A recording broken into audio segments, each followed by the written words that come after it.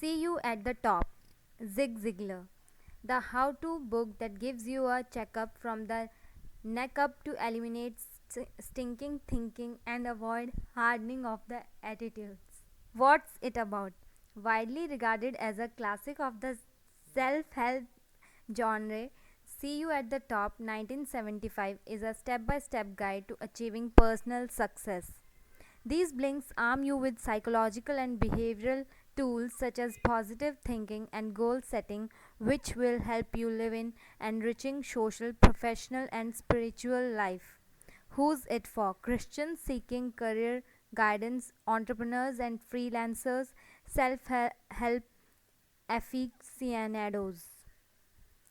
About the author, Zig Ziglar, 1926 to 2010, was an American author, motivational speaker, and salesman. His more than 30 books include the bestseller Success and the Self Image, Secrets of Closing the Sale, How to Be a Winner. Most people believe that success is something that comes to those with innate talent. They blame their failures on the lack of a certain skill or natural ability. This is what the author calls a loser's limp, the kind of excuse that causes many people to miss out on achieving their full potential. If you have ever experienced this kind of thinking, you will be relieved to hear that you already have everything you need for success. And no matter your circumstances, it's never too late to adjust your mindset. Here you will learn the 6 steps you need to take to become a high achiever and live an enriching life. Here you will find out how a new haircut could be the answer to improving your self image. Why lottery winners are generally less happy than paraplegics, and how you can get anything you want by helping others. So, you have decided it's time to change your ways and start aiming for the top. Where do you begin? The first step on the ladder to success is to evaluate your self image. That is, how you view yourself. Self image is a crucial building block for success because it determines how you perform. For many people, self image issues can be tracked back to childhood. Let's say your son accidentally drops a plate. Without thinking, you tell him he's the clumsiest boy you have ever seen. You might not intend for your comment to be destructive, but for many children, often remarks like this can lead to an inferiority complex.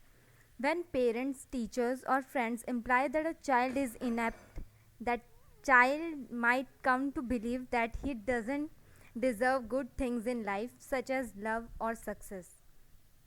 On the other hand, imagine how you had feel if you received a phone call from someone who simply wanted to tell you how great you are. Whether you are a doctor, a student, or an athlete, this kind of boost to your confidence would likely make you perform better. In fact, the link between a positive self image and high performance has a proven track record. In elite sports, athletes often visualize themselves succeeding in order to achieve real life success.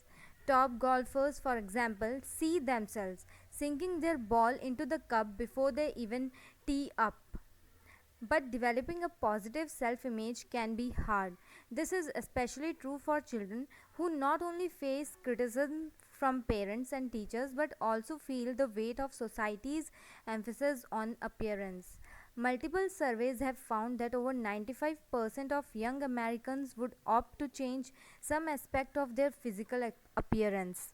Later in life, this dissatisfaction often leads to an unhealthy obsession with material possessions and body image. Having a negative view of yourself also informs your behavior in your professional life. Imagine a salesman with a negative self image. He lives in constant fear of rejection, and this mindset causes him to be a people pleaser. This doesn't just undermine his ability to make sales, his need to be accepted by his teammates also stops him from adopting the leadership skills that would enable him to rise into management. Unless he finds a way to alter his self image, the salesman will never be able to envision success for himself on either a personal or professional level. Have you ever suffered from a negative self image? If so, the good news is that there are number of methods to improve it. Remember that your self image starts and ends with you. Other people can't make you feel bad about yourself unless you allow them to. It might not be obvious, but if you take the time to consider it, you will realize how special you are. After all, there's only one you, and what whether you feel his presence or not, God has a plan for everyone. But no one can deny that appearance has a massive influence on our self image. So, one practical place to start improving your self image is by enhancing your appearance.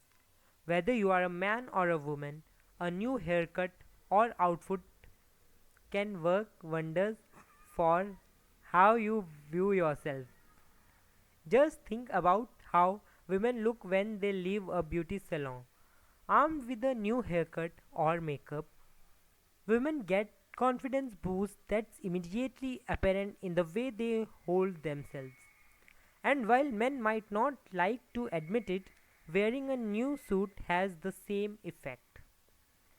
But improving your self image isn't only about talk better care of yourself, it's also about how you care for others.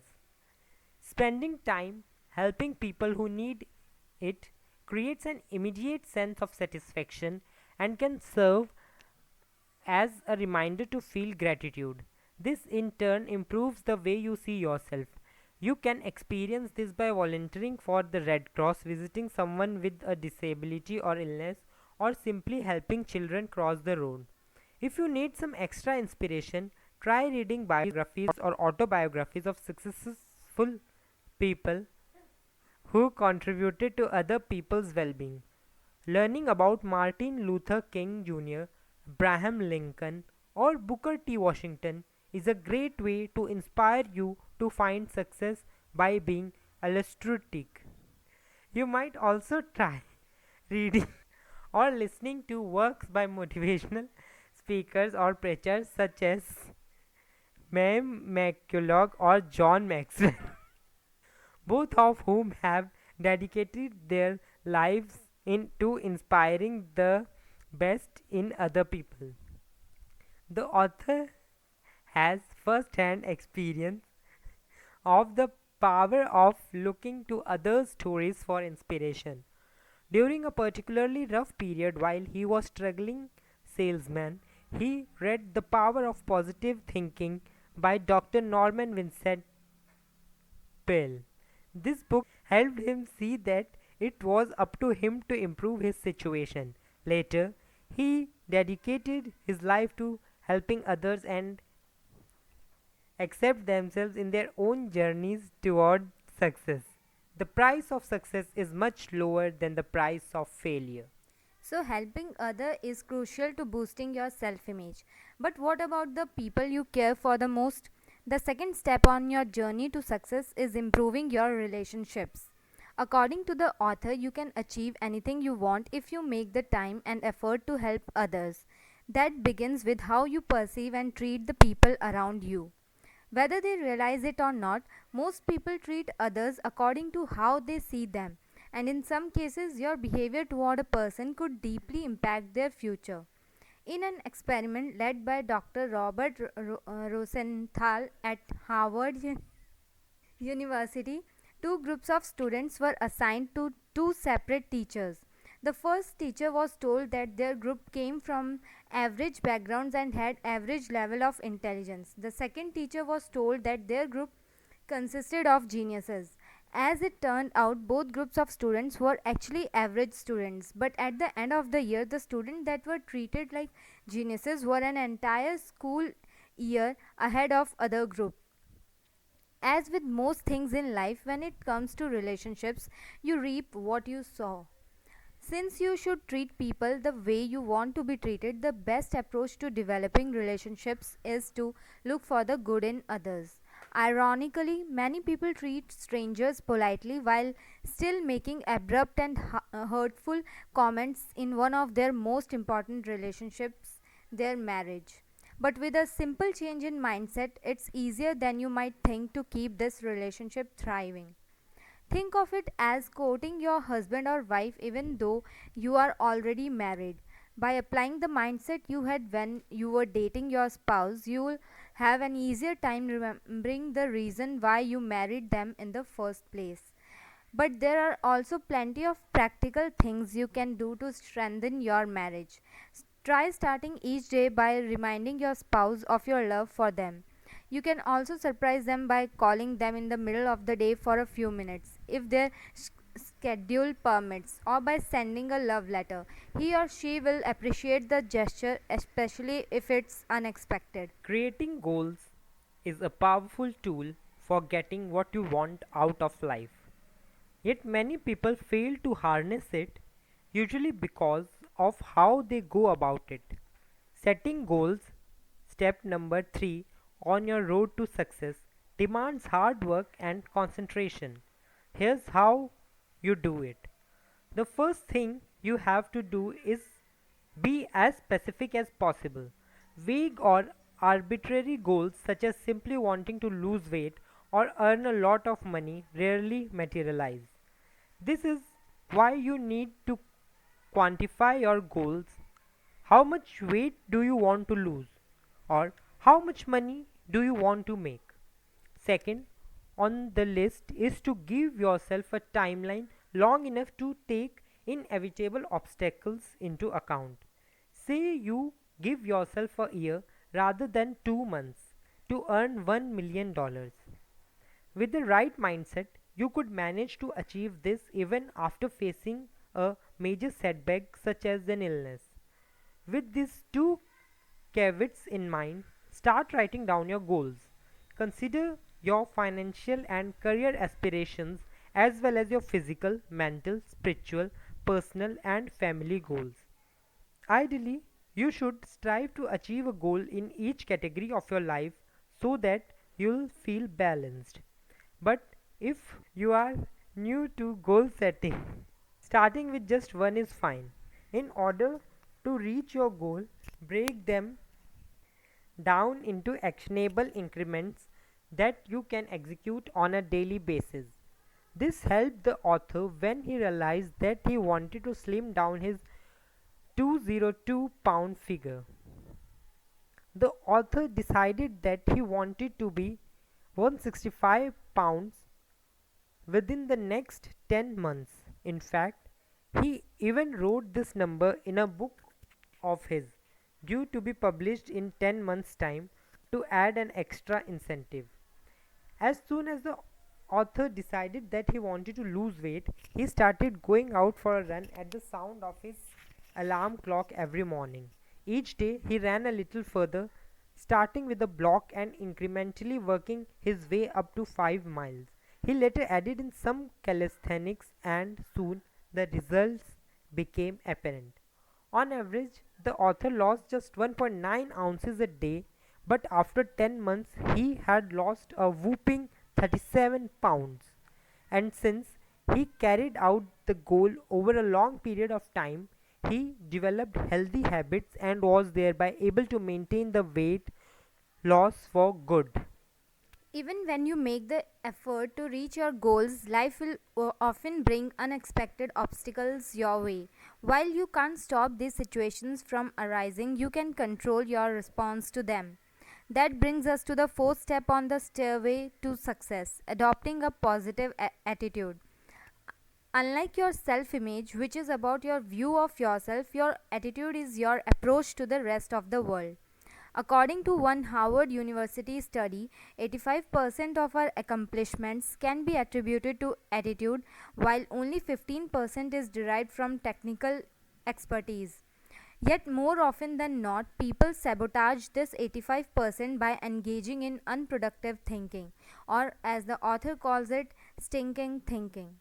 Stinking thinking is exactly the problem that the minor league baseball team in San Antonio, Texas were experiencing during a losing streak in the 1930s. Instead of working together, the players began to blame each other for their blunders. So, after a particularly embarrassing loss against the weak hitting Dallas team, San Antonio's manager Josh O'Reilly went about finding a solution.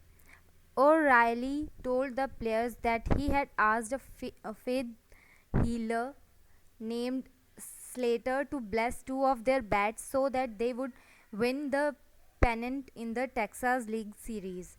The idea inspired the team, which went on to score 22 runs and 37 hits in their next game before going on to win the pennant.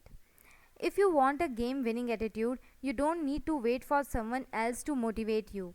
All you have to do is start the day with a positive mentality. Instead of complaining about getting out of the bed when you wake up in the morning, channel gratitude and excitement for the day ahead.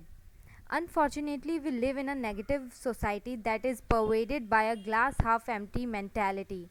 But you can check in with the language you are using and choose positive words over negative ones, even if that means making them up. Next time you are waiting at an intersection while driving home from work, try referring to a stoplight as a go light. Even if you have to explain your new vocabulary to people, you'll find joy in these small positive changes and adopt a productive attitude that will feed into the rest of your life. Have you ever heard of a professional making a name for herself by rushing home as soon as the clock struck 5 every day? Probably not. Going above and beyond what they are expected to do is what distinguishes successful people from average ones. That's why the fifth step in our journey is to understand that success takes hard work.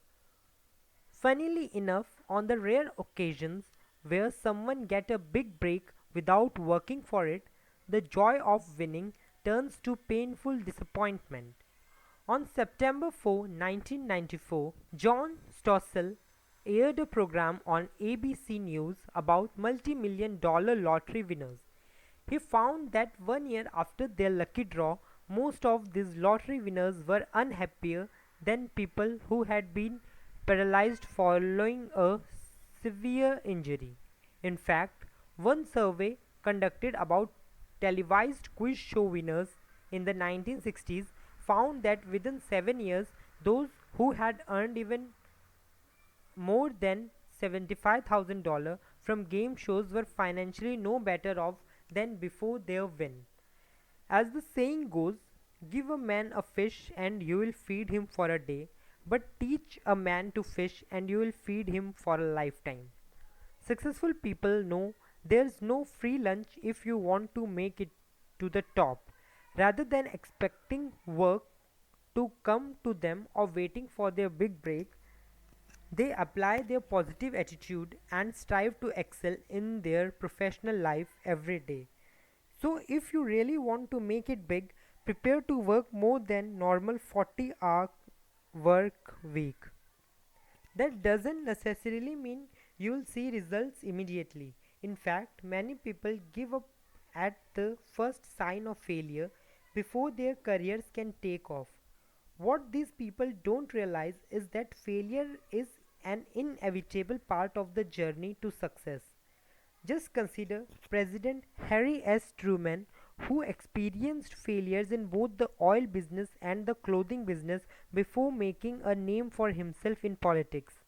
After one failed endeavor, the future president even went broke. What Truman knew, however, was that if you bring a positive attitude and continue to work hard even when project fail, you will eventually be rewarded. It's easier said than done, but finding creative ways to turn your failures into success could be the key to a career you haven't ever imagined for yourself yet. Success occurs when opportunity meets perception. You might be wondering what motivates successful people to become overachievers. Sure, having a good attitude and positive self image are important, but the most important people embody the sixth and final step in our journey, a burning desire to excel.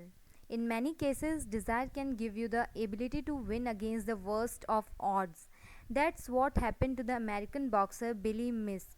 In 1923, after being hospitalized for kidney failure, Misk was diagnosed with Bright's disease. He knew that he had less than a year to live, and he felt compelled to provide his family with one last Merry Christmas. Misk was broke, however, so in November of that year, he convinced his manager Jack Reddy to let him fight one last time. Since Misk didn't have the physical strength to train, he had to stay at home until the big day. On that day, he traveled to Omaha, Nebraska, where he was to face Bill Brennan, a boxer who was past his prime but nevertheless a formidable opponent. Against all odds, Misk beat Brennan in 4 rounds. Thanks to his burning desire to win, he was able to take home $2,400 for his family just weeks before his death. People like Misk are able to beat the odds and achieve remarkable feats because of what the author calls intelligent ignorance. These people have such a strong desire that they don't know what they can't achieve, and they find a way to succeed even in the most unlikely of situations. Of course, intelligent ignorance and desire don't guarantee success. But even if you fail to achieve your goal, when you put all of your efforts into an endeavor, you can face failure knowing that you gave it your all. Plus, your experience with maintaining a good attitude in spite of losing will improve your chances of success the next time. What this shows is that desire is only one part of your road to success. If you don't have a positive self image, healthy relationships, a good attitude, concrete goals, and a persistent work ethic, it will mean very little. And while there might not be a shortcut to success, don't be discouraged. As you know, you already have what it takes. The key message: there are 6 steps you need to take if you want to be successful. First, improve your self image. Second, strengthen your relationships. Third, set specific goals. Fourth, adopt a positive attitude. Fifth, work hard. Sixth, burning desire. While you can't skip any of these steps on your way to the top, rest assured that everything you need to start is already inside you. Actionable advice: break bad habits by finding substitutes. If you want to break a bad habit such as smoking, try finding a substitute. This can be as simple as putting a pocket sized New Testament where you used to keep cigarettes. Every time you reach for the cigarettes, you will be reminded of the Word of God.